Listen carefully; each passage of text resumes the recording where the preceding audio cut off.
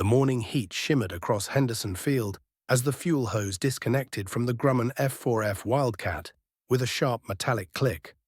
Second Lieutenant James Sweat's perspiration dripped into his cockpit as he settled into the familiar confines of his fighter. He had no way of knowing that the next 15 minutes would transform him from an ordinary working man into an American legend.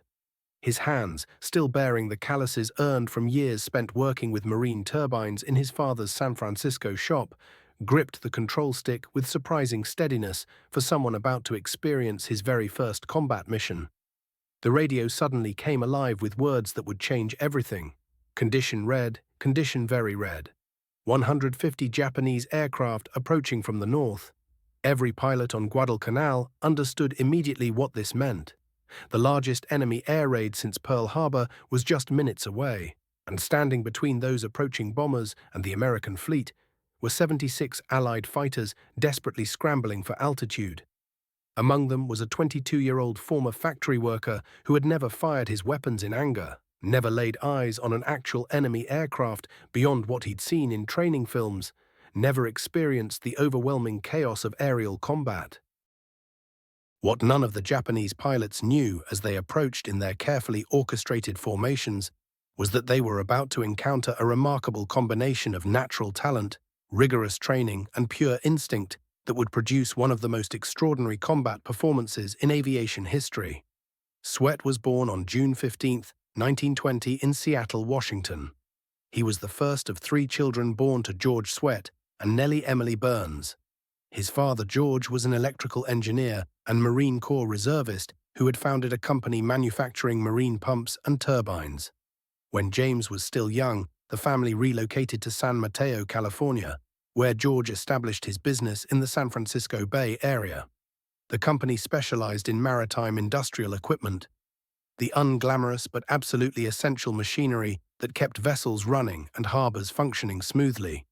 Young James grew up immersed in the practical world of gears and valves, horsepower calculations, and pump specifications. He attended San Mateo High School, where nothing about him suggested future heroism or exceptional achievement. After completing his education in 1939, James enrolled at the College of San Mateo, the local junior college that represented the educational horizon for most working-class families. College life offered James something completely unexpected. Recognizing the possibility of future conflict, the federal government had established the Civilian Pilot Training Program to develop a reserve of trained pilots. The program subsidized flight training for college students at reduced rates. James seized the opportunity with genuine enthusiasm. Flying came naturally to him, the same mechanical intuition that had served him well understanding pump systems translated seamlessly to aircraft operation. He soloed quickly, progressed rapidly through the training program, and by the time he completed the civilian course, had accumulated 450 hours of flight time. This number would prove absolutely crucial. Most naval aviation cadets received considerably less flying time during their training period.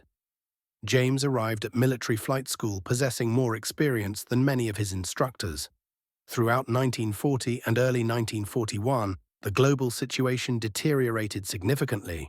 Europe burned under Nazi conquest. Japan expanded aggressively throughout Asia. On August 26, 1941, James Sweat enlisted in the United States Naval Reserve as a seaman, second class, and began formal flight training in September. He was 21 years old, leaving behind the comfortable certainty of his father's business for the unknown challenges of military aviation. Flight training at Naval Air Station Corpus Christi, Texas, revealed what the civilian pilot program had suggested. James Sweat possessed natural flying ability combined with exceptional discipline and focus. He completed his training in early 1942, placing in the top 10% of his class. This outstanding ranking gave him a choice most cadets never received. He could accept a commission in the Navy or transfer to the Marine Corps. James chose the Marines. On April 1, 1942, exactly 1 year before his famous mission, Second Lieutenant James Sweat received his commission and his gold wings as a naval aviator. He stood 5 feet 11 inches tall, weighed 154 pounds, had brown hair and blue eyes. Nothing about his physical appearance suggested the warrior he would become, or the legacy he would create. Advanced training followed at Quantico, Virginia, then carrier qualification aboard the USS Wolverine on Lake Michigan, and finally tactical training in San Diego, California. The Marines were systematically preparing pilots for the brutal aerial combat of the Pacific Theater. The training emphasized survival and sound judgment as much as aggressive victory. Stay fast, dive away, never turn with a zero. Use your wingman, conserve ammunition, aim carefully. The lessons were taught by instructors who had survived the early disasters at Pearl Harbor and Wake Island. They possessed intimate knowledge of what worked and what got pilots killed. In March 1943, Second Lieutenant Sweat shipped out to the Southwest Pacific aboard the escort carrier USS Nassau. The journey consumed weeks, first to Hawaii for additional tactics training, then onward to the combat zone.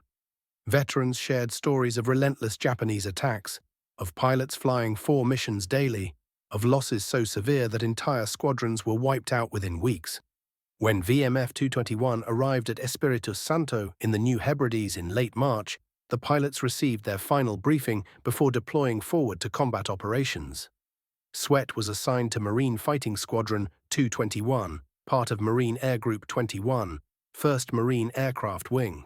The squadron had already earned its reputation defending Wake Island in December 1941, where 4 Wildcats and their pilots had fought heroically against overwhelming Japanese forces.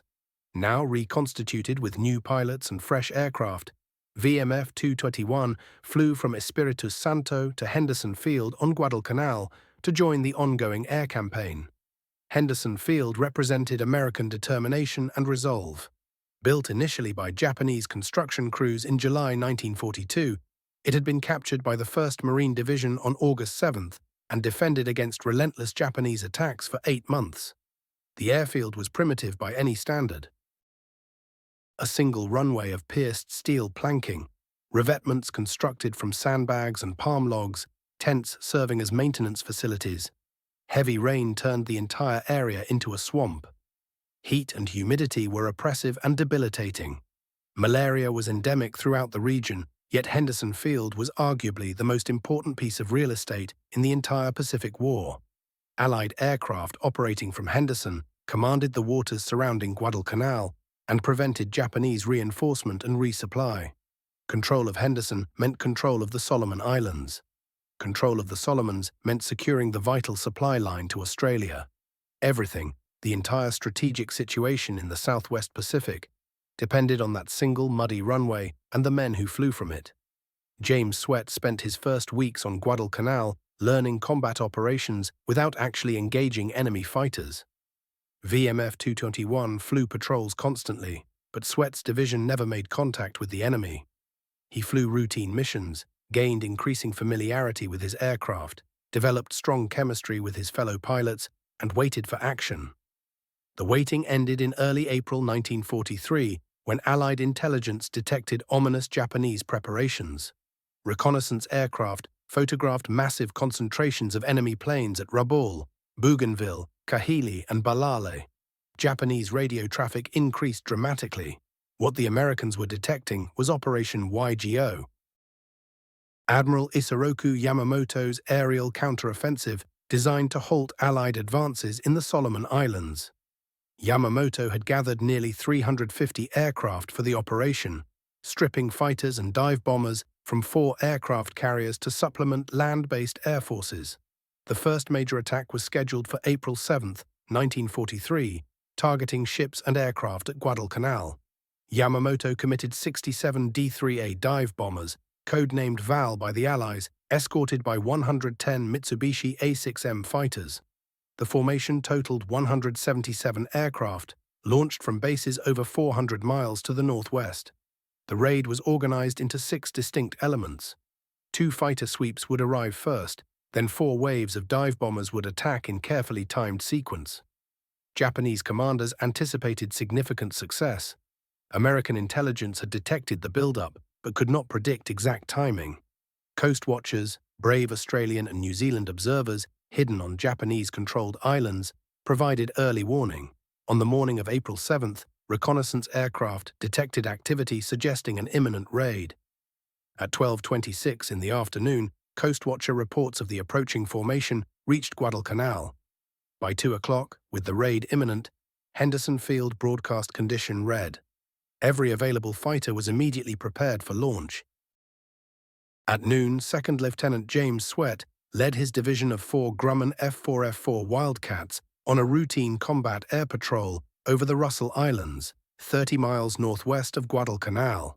The patrol proved uneventful. After 2 hours aloft, with fuel running low and no enemy contact, Sweat led his division back to Henderson Field. They landed at approximately 2 o'clock in the afternoon and taxied to their revetments. Ground crews immediately began hand-pumping aviation fuel into the Wildcats' tanks.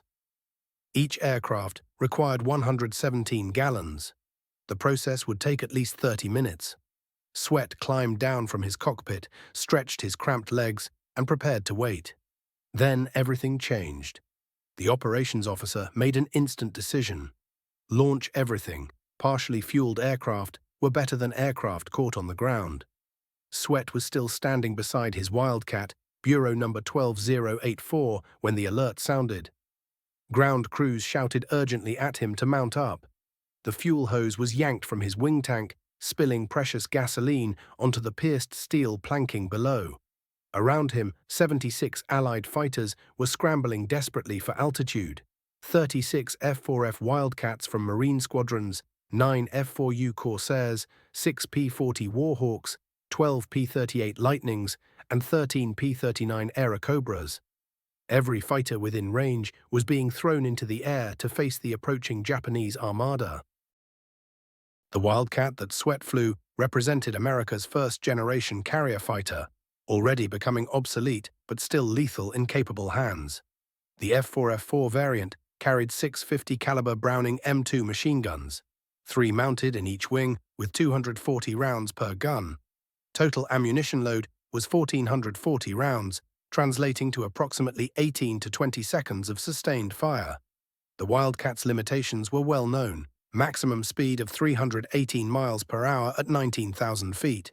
Climb rate of approximately 1,900 feet per minute under ideal conditions, though combat-loaded aircraft climbed more slowly.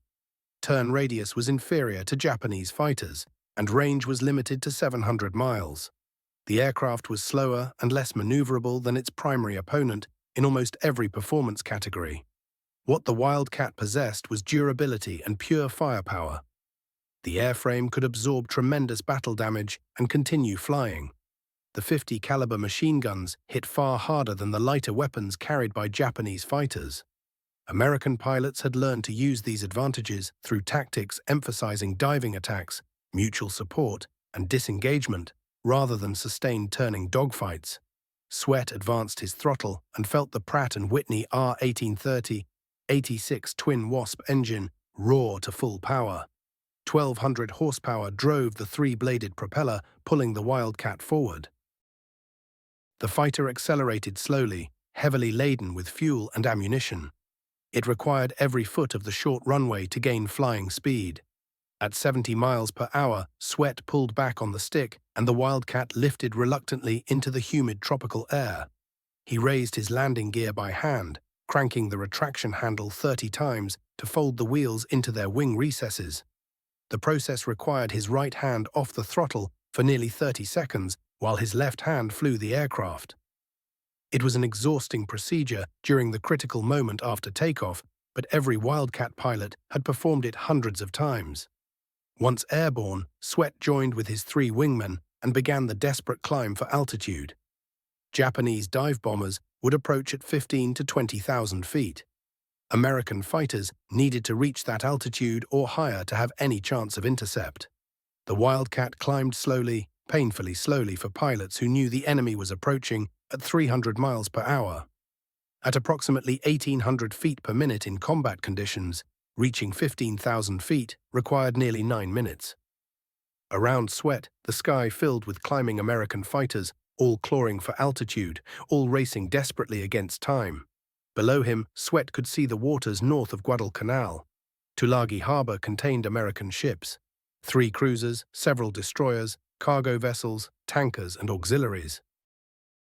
Thousands of American sailors, completely unaware that 177 Japanese aircraft were approaching to destroy them.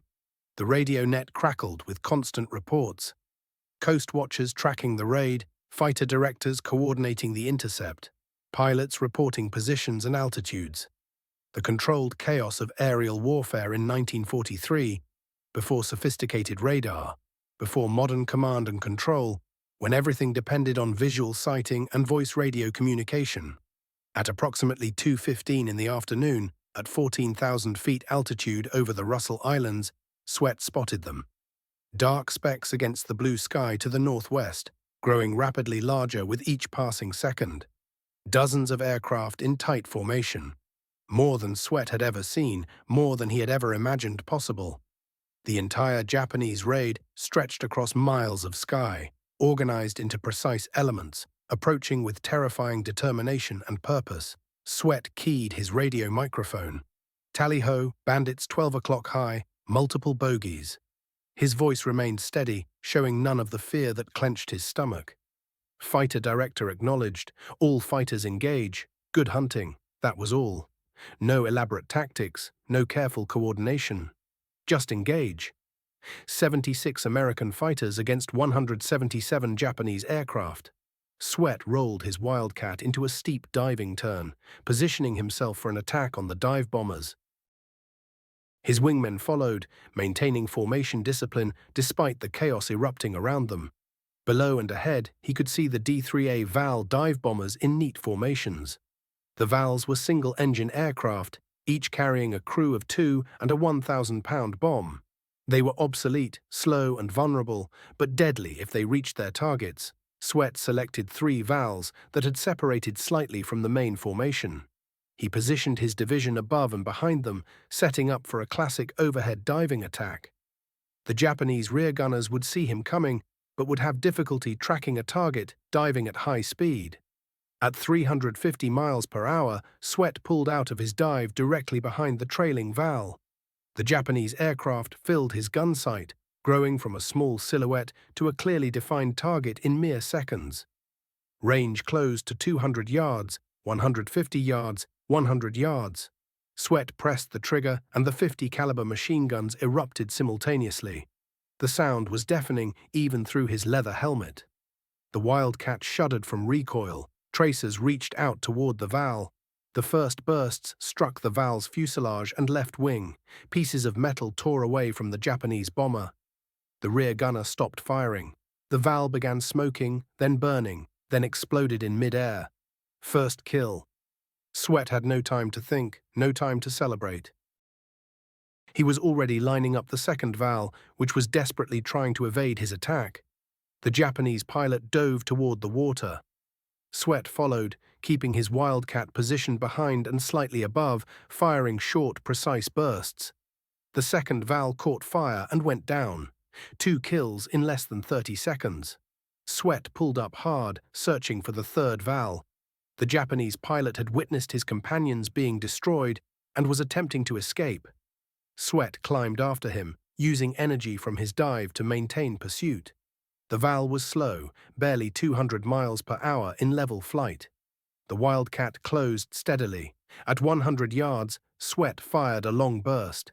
The VAL exploded, raining debris into the ocean below. 3 enemy aircraft destroyed in his first 90 seconds of combat. 3 bombers that would never reach American ships. But Sweat had become separated from his division during the intense attack. His wingmen had scattered across the sky, each locked in their own desperate fights. Now he found himself isolated in the middle of what would become the Pacific War's fiercest aerial clash. As he climbed back toward the thick of the action, something far more dangerous than enemy fighters opened up on him from below.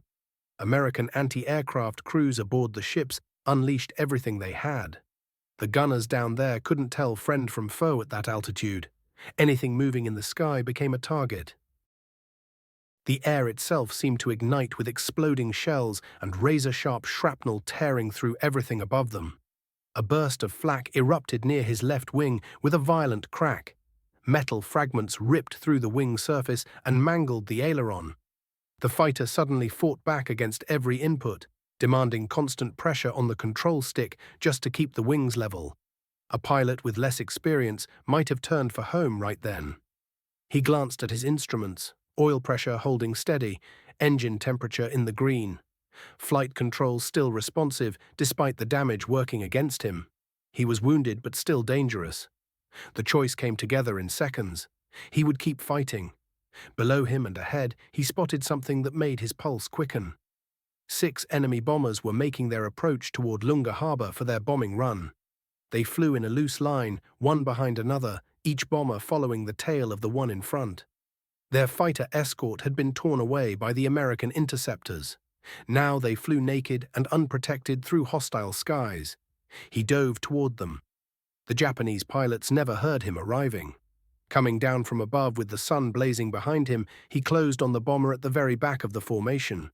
He stayed unseen until the last possible moment, pulling closer and closer until he was less than 100 yards away. Then he opened fire. The bomber vanished in a violent flash. Its bomb load detonated from his gunfire in a catastrophic explosion. He flew straight through the debris cloud. Smoke and burning wreckage swallowed his windscreen for a terrifying moment. He pulled up slightly, picked out the next target, and fired again. The second bomber erupted into flames and tumbled away toward the ocean. He worked his way up the line with cold precision, firing short bursts, stretching his ammunition, making certain every round counted. Each bomber he destroyed meant fewer bombs falling on American ships. The fourth one demanded more punishment. His ammunition supply was running dangerously low, and his bursts had become shorter, more controlled. He closed to just 50 yards now, close enough to see the Japanese rear gunner firing desperately back at him, close enough to see the pilot's face twisted with fear. He fired until the bomber caught fire and fell toward the ocean.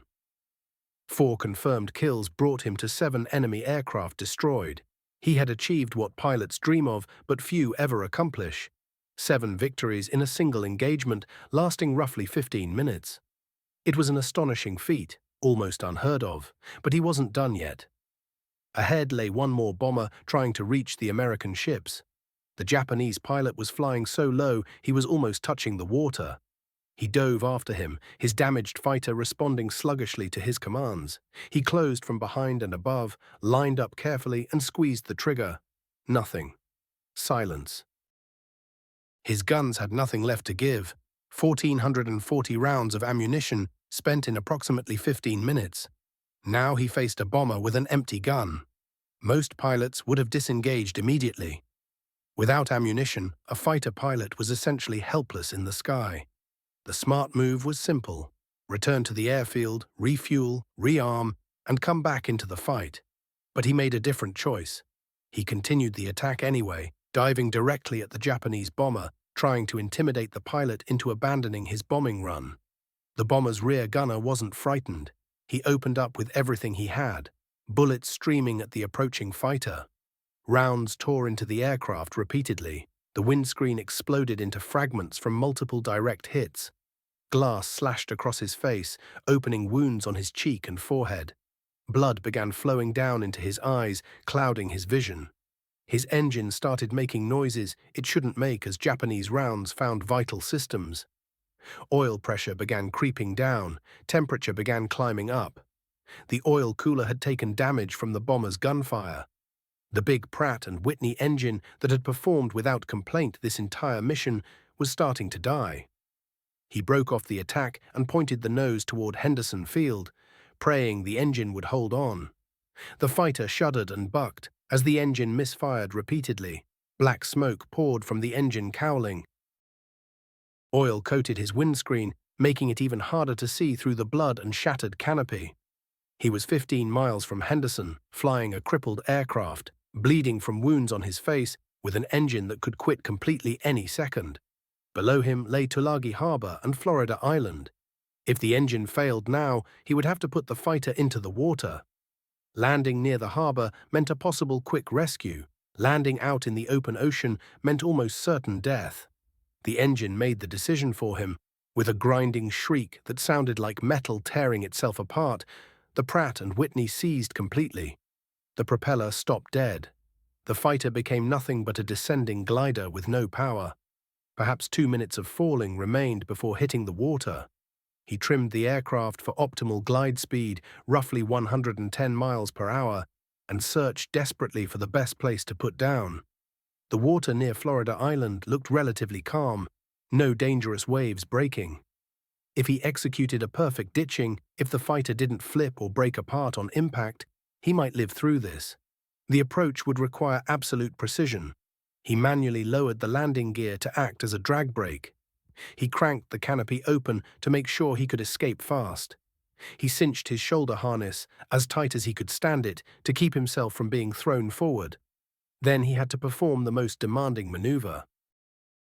Fly the aircraft into the water at exactly the right angle and speed. Too steep meant the nose would dig in and submarine. Too shallow meant skipping and tumbling. The angle had to be perfect, maybe 5 degrees nose up, touching down at the minimum possible airspeed. At 50 feet, he eased back on the stick, bleeding off every last bit of excess speed. 40 feet, 30 feet, 20 feet, 10 feet. The tail touched first, precisely as planned. The deceleration was violent and immediate as drag exploded. He was hurled forward against his shoulder straps with crushing power, despite how tight he'd fastened them. His face slammed into the instrument panel with tremendous force, shattering his nose with a sound he felt more than heard. Pain erupted across his entire face like fire. The fighter settled into the water and immediately started sinking. The heavy engine pulled the nose downward. Seawater rushed in through the open canopy. He had seconds to get out, or the sinking fighter would drag him down with it. His fingers, slippery with blood, fumbled for his seatbelt buckle. It released. He pushed himself upward. His parachute harness caught on something inside the cockpit. He was trapped. Water was rising rapidly, already up to his chest. Cold seawater mixed with blood stung every open wound like acid. He yanked hard at the parachute harness, desperate to pull free. It wouldn't budge. The fighter was sinking faster, pulling him down with it. Water reached his chin, his mouth, his nose. He was underwater now, still caught in the sinking fighter, drowning in shallow water after surviving 15 minutes of intense aerial combat.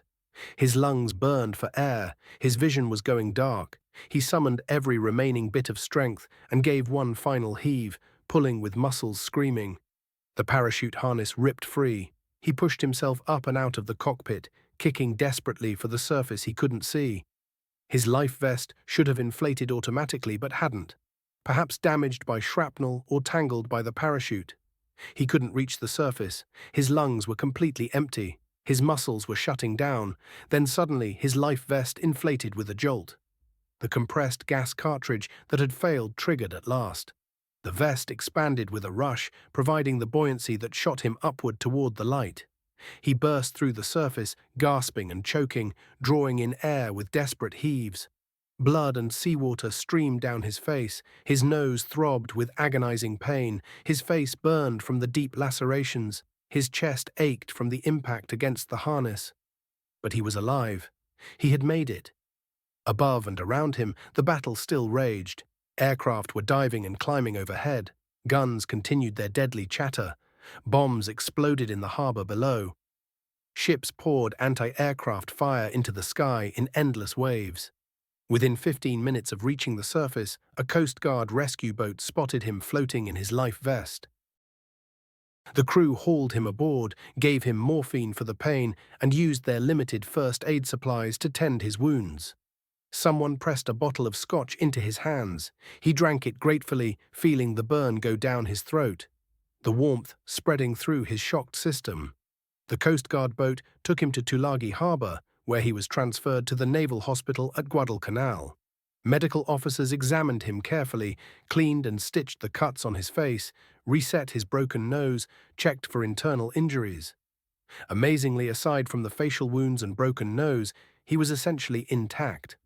No other broken bones, no internal damage that the doctors could detect initially. Morphine brought the pain down to bearable levels.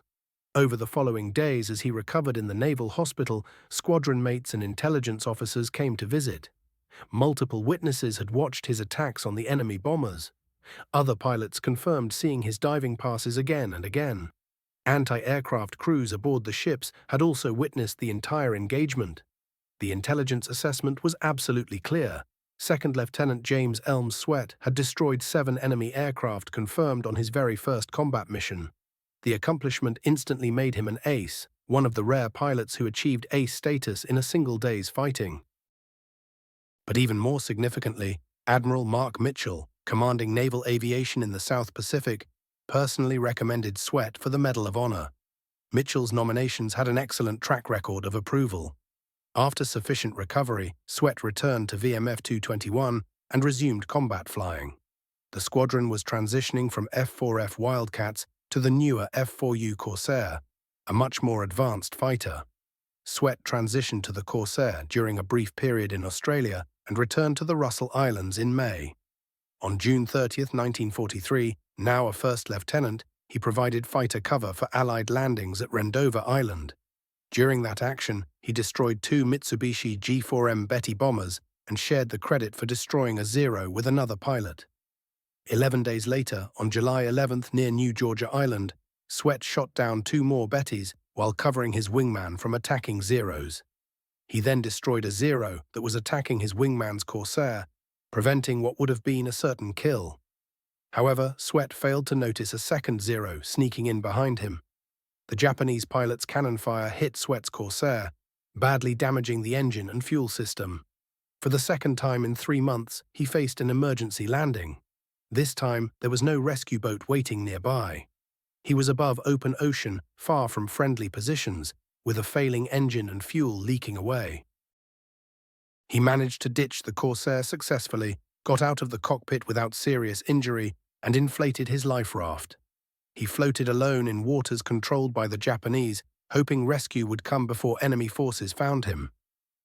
Hours later, 2 Solomon Islanders paddling a small canoe spotted him floating there. They were native scouts working for Australian coast watchers. They pulled him into their canoe and paddled him to their village. From there, he was transported by a larger canoe with 10 men for several hours until they reached an Australian coast watcher's station deep in the jungle. The coast watcher, an Australian serviceman operating behind Japanese lines and sending intelligence back to the Allies, arranged with command for Sweat's evacuation. A PBY Catalina flying boat landed in a sheltered bay the following day and picked up Sweat. He was returned to the Russell Islands exhausted but unharmed. The work of coast watchers and local islanders saved countless Allied lives throughout the Pacific War.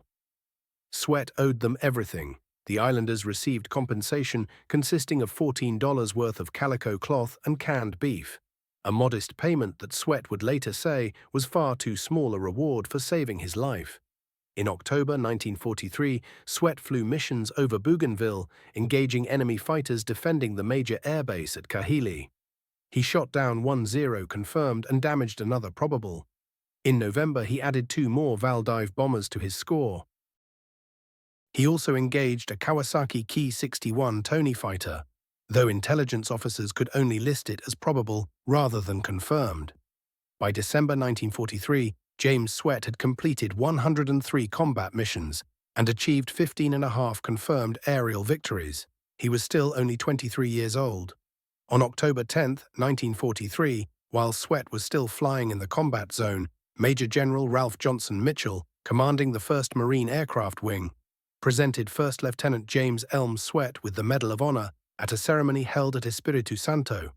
The citation honored his extraordinary heroism on April 7, 1943, when he led his division without hesitation against a superior bomber force, destroyed 3 aircraft during his first diving pass, then boldly attacked 6 additional enemy bombers after becoming separated from his division, shooting down 4 more despite intense anti-aircraft fire and return fire from the bombers that damaged his aircraft, shattered his windscreen and wounded him before he successfully ditched his fighter in Tulagi waters. The Marine Corps determined Sweat needed a break from combat. He departed the combat zone on December 11, 1943, and arrived in San Francisco on December 31st. He was assigned to Marine Corps Air Station Santa Barbara, California, where he trained new pilots preparing for deployment to the Pacific. In spring 1944, First Lieutenant Sweat traveled to Washington and met President Franklin Delano Roosevelt at the White House during a ceremony recognizing Medal of Honor recipients. Roosevelt, having once held the position of Assistant Secretary of the Navy, posed thoughtful and knowledgeable questions about the Corsairs' performance and the tactics pilots employed in battle. Sweat noticed the president displayed genuine curiosity throughout their conversation. What should have been a brief appointment stretched to 20 minutes because Roosevelt kept returning with additional questions, pressing deeper into the specifics of aerial combat operations across the Pacific.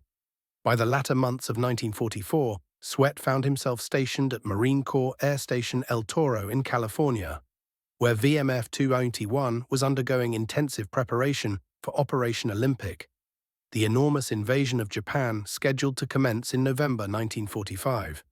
The squadron had been furnished with the latest F-4U-4 Corsairs and tasked with delivering close air support when landing forces came ashore. Every pilot understood the harsh reality. Operation Olympic would become the deadliest campaign the war had yet witnessed. Then came August 1945. Atomic weapons obliterated Hiroshima and Nagasaki in succession. Japan capitulated on August 15th. The fighting ceased. Operation Olympic evaporated. VMF 221 concluded the war as the second-ranking Marine squadron overall, having accumulated 185 confirmed aerial victories. Following the war's end, Sweat took command of Marine Fighting Squadron 141, piloting Corsairs from Naval Air Station Alameda in California. When the Korean conflict commenced in June 1950, VMF 141 received deployment orders to Korea, but Sweat remained stateside. The Navy had instituted a policy. Medal of Honor recipients were considered too valuable, their loss too significant a risk. Sweat objected strenuously, insisting he deserved to serve with his unit.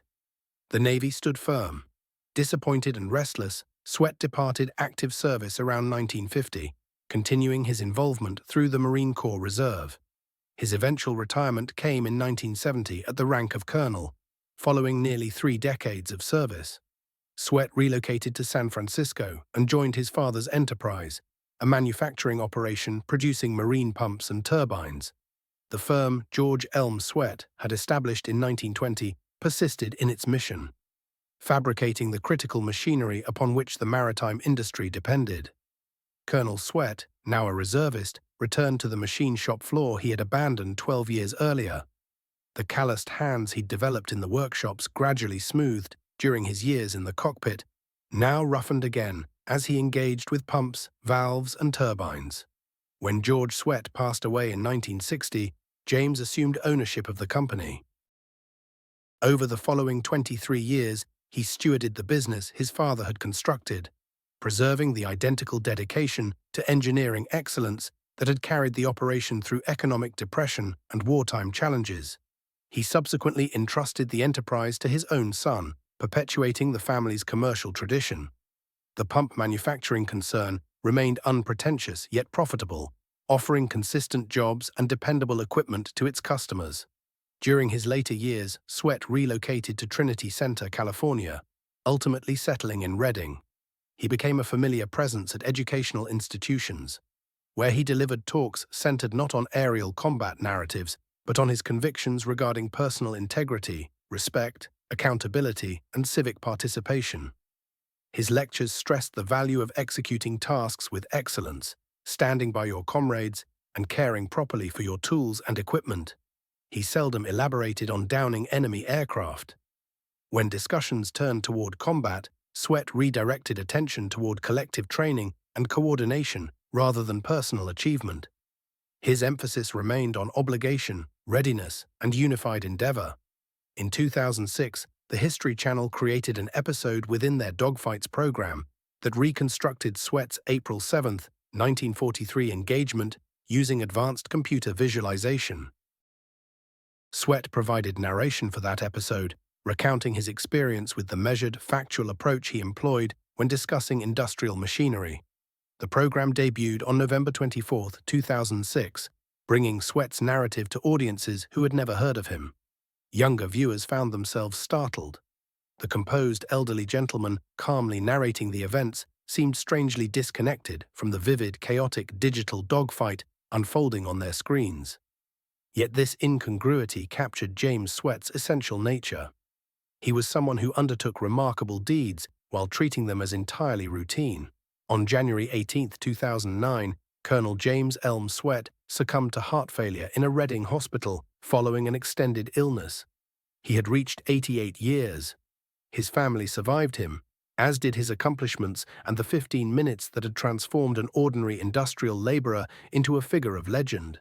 He received full military honors at Northern California Veterans Cemetery in Ego. His funeral drew hundreds, surviving pilots from VMF 221, other recipients of the Medal of Honor, officials representing the Marine Corps and Navy. Fighter jets traced a missing man formation overhead. Marines conducted a ceremonial 21-gun salute. The mournful notes of taps drifted across the cemetery. The American flag that had draped his coffin was folded with solemn precision and presented to his loved ones. James Elm Sweat's account illuminates fundamental truths regarding heroic action and the composition of those who triumphed in World War II. Sweat did not descend from warrior lineages or emerge from prestigious military institutions. He represented a working-class young man from the San Francisco Bay Area who happened to possess natural aviation talent combined with steady nerve. His experience mirrored countless others across the Pacific Theater. Factory workers became pilots, merchants became bombardiers, laborers became submarine crews. America mobilized ordinary citizens into a fighting force capable of vanquishing militaries that had been drilling for generations. This mobilization operated according to principles America grasped intuitively: supply rigorous instruction, furnish superior weaponry, empower individuals with decision-making authority, recognize and encourage bold action. These doctrines contradicted the rigid structures of authoritarian forces, yet they produced combat superiority that dictatorships couldn't replicate. The American armed forces cultivated thousands of capable aviators and fighters who performed feats their adversaries deemed impossible. James Sweat destroyed 7 Japanese planes during his initial engagement, not through superhuman ability, but through thorough preparation, appropriate armament, and the freedom to choose his strategy. The resolution to persist without ammunition represented his judgment alone, executed instantaneously based on his preparation and instinct. This kind of independent decision-making, this willingness to bear personal responsibility without awaiting permission, characterized American operational strength throughout the conflict. While equipment and training opened pathways to success, individual bravery remained indispensable. Examining production figures exposes the industrial imbalance that determined the Pacific War's resolution. The United States manufactured roughly 324,000 aircraft throughout the war. Germany built approximately 94,000. Japan produced around 76,000 combat aircraft. American aircraft production surpassed the combined Axis output substantially, yet raw totals don't fully express American superiority. American aircraft demonstrated superior durability, carried heavier ammunition loads, incorporated better systems, and received maintenance from highly trained personnel furnished with abundant replacement components. An F-4F Wildcat lost in action got replaced within 48 hours. A Japanese Zero lost might wait months for replacement because manufacturing constraints and material scarcity created bottlenecks. American pilot instruction emphasizing excellence rather than quantity paralleled this advantage. America graduated roughly 193,000 pilots from more than 317,000 applicants during the war years. Elimination rates stayed above 39%, even during acute shortages of pilots. The system maintained stringent requirements, recognizing that inadequately trained aviators perished swiftly without accomplishing missions. Japan was compelled to relax instruction standards as casualties multiplied. By 1944, Japanese aviators entered combat having accumulated fewer than 100 flight hours total, whereas Sweat possessed 450 hours before enlisting, supplemented by comprehensive military instruction. Japanese pilots frequently died during opening missions, overwhelmed by seasoned American flyers commanding better equipment. This created a downward spiral. Japan's veteran pilots fell faster than fresh replacements finished training, resulting in diminished pilot proficiency, mounting casualties, and accelerated deterioration. America kept providing well-trained, self-assured aviators piloting progressively enhanced machines, underpinned by inexhaustible supplies. Despite these benefits, individuals resembling James Sweat remained obligated to face opposing gunfire and accept mortality's possibility. Bravery alone couldn't guarantee success, yet remained fundamentally necessary. The country James Sweat came home to had undergone massive restructuring through comprehensive wartime mobilization. Economic depression transformed into full-scale employment and spectacular growth. Entirely new sectors developed instantly. The nation recognized capabilities it hadn't imagined. Combat veterans returning from distant theaters experienced this metamorphosis acutely. They'd observed American military strength overseas and now witnessed American commercial strength at home, generating extraordinary wealth. These developments reinforced each other. Manufacturing prowess that produced warbirds could manufacture automobiles. Coordination skills managing military supply could synchronize civilian distribution. Technical knowledge creating armaments could design household appliances. America possessed positioning to lead post-war prosperity through manufacturing capability. The pump concern Sweat managed embodied this pattern. Modest dimensions, family possession, technical sophistication, consistently profitable. Across America, countless enterprises produced components and machinery sustaining economic expansion. They weren't prestigious, yet they were vital. Sweat's choice to continue his father's company revealed his priorities. He'd never pursued prominence. The Medal of Honor received appreciation, but didn't constitute his identity. What held significance was productive labor, providing for loved ones, participating meaningfully in society. These unpretentious objectives reflected millions of World War II veterans who came home and discreetly engineered post-war expansion. They resumed employment, established families, contributed financially, and participated civically without requesting exceptional treatment. The greatest generation merited recognition not exclusively from wartime heroism, but from collective determination to construct rather than grumble, participate rather than demand, concentrate on advancement rather than revisit past struggles. Sweat's educational lectures prioritized character qualities over military tales. He instructed that accomplishment stemmed from thoroughness and dedication, that assurance derived from competency, that admiration resulted from accountability. He infrequently referenced destroying enemy flyers unless specifically questioned. Violence received no celebration. Triumphalism found no space. Animosity toward defeated enemies remained absent. Throughout the 1980s, American perspective regarding World War II matured. The conflict appeared increasingly straightforward morally, plainly warranted, effectively prosecuted, conclusively finished. Military personnel received recognition as heroes, their contributions treasured, their losses remembered meaningfully. This represented substantial transformation from prior eras when World War II seemed ordinary, overshadowed by Korean and Vietnamese conflicts. Colonel James Sweat's 2009 funeral completed a lifetime spanning 9 decades, encompassing America's journey from Depression-era uncertainty to 21st-century superpowers. Sweat entered existence in 1920 as America still recovered from the First World War. He departed in 2009 when America commanded unquestioned planetary supremacy. That progression demanded sacrifice from multitudes, yet contributors like Sweat proved essential. His quarter hour of fighting on April 7, 1943, represented a microscopic component of the massive American war effort, yet comparable moments accumulated to overwhelm opposing forces. Japan confronted not merely competent aviators, but an interconnected framework engineered to manufacture skilled aviators persistently, furnish them advanced aircraft perpetually, provision them via logistics reliably. The framework facilitated heroism without originating it. Sweat's decision attacking without ammunition remained his independent choice, not organizational direction. His successful ocean rescue stemmed from individual resilience, not systematic arrangement. His numerous post-war contributions reflected character developed through background, not absorbed military methods. The framework furnished opportunity. Sweat contributed courage and proficiency. Both mattered essentially, neither functioned independently.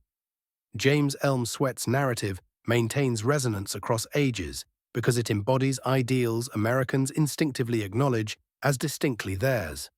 Initiative over unquestioning conformity, self-reliance over dependence on institutions, practical expertise prized above aristocratic position, unassuming contribution rather than self-glorification, unpretentious nerve rather than grandiose rhetoric.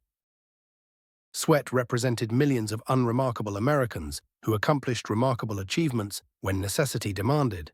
He maintained he'd merely completed his responsibilities, yet accomplishing those responsibilities brilliantly alongside thousands comparable to him, defeated formidable opponents, defended human civilization, and furnished the groundwork for extended periods of stability and abundance. The nation Sweat battled for in 1943 showed imperfection, confronting substantial domestic difficulties, encompassing segregation and disparity. Nevertheless, it symbolized aspiration for subjugated populations globally, delivered possibilities for progress based on capability instead of genealogy, and harmonized personal autonomy with shared obligation more effectively than preceding civilizations. That someone from working backgrounds could become an aviation virtuoso, acquire the paramount military distinction, subsequently manage his parents' company without fanfare, demonstrated the democratic structure setting America apart from stratified lands and tyrannical regimes. James Sweat harbored no wish for recognition. He'd gladly stayed unnoticed, another aviator fulfilling his responsibility without acknowledgement. Yet fate assigned him representational status. His Medal of Honor propelled him into public consciousness. His remarkable initial combat made him legendary. His inconspicuous civilian existence positioned him as exemplary. Gracefully embracing these assignments constituted additional service. When television producers invited him contributing to a combat reenactment, Sweat might have politely declined. He instead participated enthusiastically, conveying precise particulars, guaranteeing fidelity, because he recognized younger populations warranted comprehending their forebears' undertakings.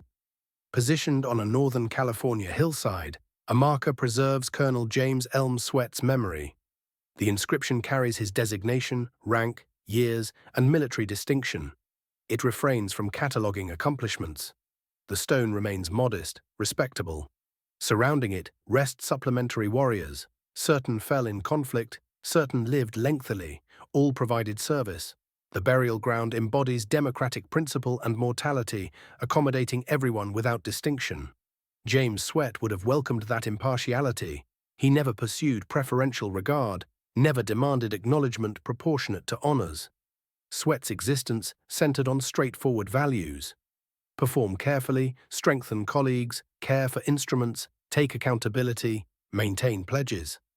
These represented working man virtues, cultivated in manufacturing environments and demonstrated equally in warfare and enterprise.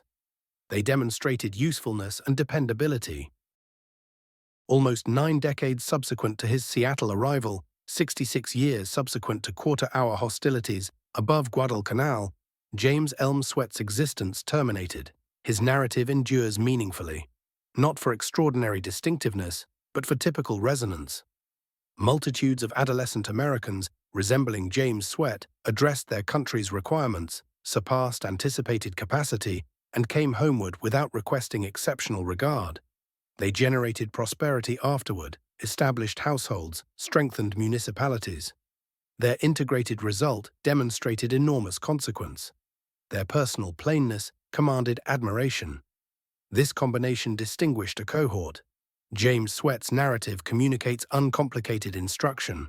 Regular individuals accomplish remarkable feats when instruction converges with circumstance and determination. Sweat embodied human, not superhuman qualities. He received preparation, procured equipment, possessed inspiration. The system readied him, the conditions examined him, his temperament sustained him. The accomplishments proved extraordinary, yet remained comprehensible. Equivalent younger individuals receiving comparable preparation, equipment, and makeup might reproduce equivalent outcomes. This constituted America's authentic superiority. Not exceptional humans, but exceptional preparation. Not inherent warriors, but educated combatants appropriately furnished. not inborn superiority, but perfected capabilities. The procedure repeated reliably. It secured victory throughout the Second World War and sustained producing achievements addressing subsequent obstacles. James Elm Sweat passed in 2009 as final members of the Greatest Generation progressively vanished. His death concluded one man's passage, yet persisted in embodying character traits: bravery and restraint, capability and moderation, contribution and participation. These character qualities persist immediately applicable. Techniques advance, hazards transform, circumstances shift, yet fundamental integrity qualities enabling Sweat's cohort's accomplishment transcend eras. Through acknowledging James Sweat's accomplishments, we commemorate an entire generation. Via investigating his experience, we absorb understanding pertinent presently.